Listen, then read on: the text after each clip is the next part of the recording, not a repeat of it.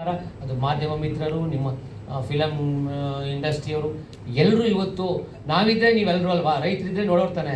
ಹಾಗಾಗಿ ರೈತರನ್ನ ತಾವೆಲ್ಲರೂ ಉಳಿಸ್ಕೊಳ್ಳೋಕ್ಕೆ ನಿಮ್ಮೆಲ್ಲರ ಸಹಕಾರ ಈ ಫಿಲಮ್ ಮುಖಾಂತರ ನಮ್ಮನ್ನೆಲ್ಲ ಕೇಳ್ಕೊತಾ ಇದ್ದೀನಿ. ಈ ಒಂದು ಬಿಡದಿ ಹೋರಾಟಕ್ಕೆ ತಾವೆಲ್ಲರೂ ಕೈ ಜೋಡಿಸಿ. ಬಿಡದಿ ಅಂತಲ್ಲ, ಕರ್ನಾಟಕದ ಯಾವುದೇ ಭಾಗದಲ್ಲಿ ರೈತರು ಭೂಮಿ ಕೊಡೋಕ್ಕೆ ಅವಕಾಶ ಮಾಡಿಕೊಡಲ್ಲ. ಅದು ಎಂಥವ್ರೇ ಆಗಲಿ, ಅದೇನಾಗಲಿ, ಶಿವಕುಮಾರ್ಗೆ ನಾವು ಕೊಟ್ಟಿರೋದು ಕೆಲಸ ಮಾಡೋಕ್ಕೆ.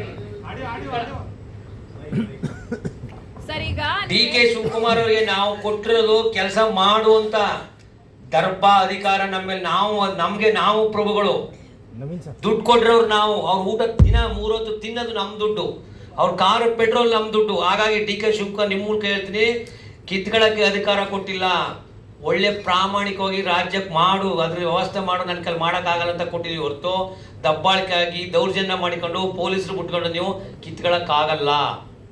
ಅದ್ರ ಎಚ್ಚರಿಕೆಯಾಗಿ ನಾನು ಹೇಳ್ತೇನೆ. ಮುಂದೆ ಇದೇ ಥರ ನೀವು ಮಾಡಿದ್ರೆ ರೈತರು ಹೊಡಿಬೋದು, ರೈತರು ನಾವು ಹೊಡೆಯಲ್ಲ. ನಾವು ಮುಂದಿನ 28ರಲ್ಲಿ ಹೊಡಿತೀವಿ. ಯಾವ ಥರ ಹೊಡಿತೀವಿ? ಎಲೆಕ್ಷನ್ ಸೋಲ್ಸೋ ಮುಖಾಂತರ ಸರಿಯಾದ ಏಟು ಹೊಡಿತೀವಿ.